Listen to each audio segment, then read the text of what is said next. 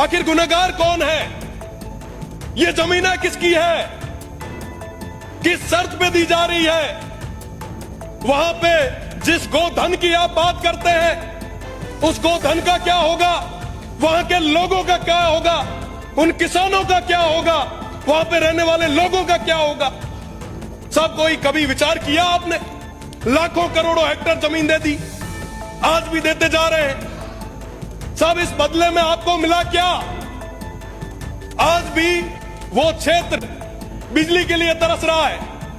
पहले वो अंग्रेज थे, हमारे उस समय के स्वतंत्रता सेनानियों ने लड़के उन्हें भगाया, पर अंग्रेजों के रूप में ये जो नए लोग आ रहे हैं, मैं आपसे निवेदन करना चाहूंगा कि इस तरीके से रेवड़ियां बांधना आप बंद करें।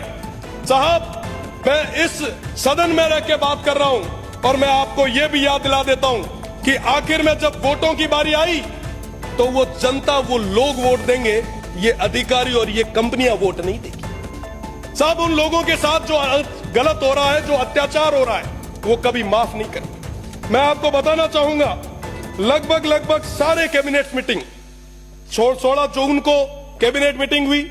पहला ही पहला डिसीजन हमारी कैबिनेट का क्या रहा?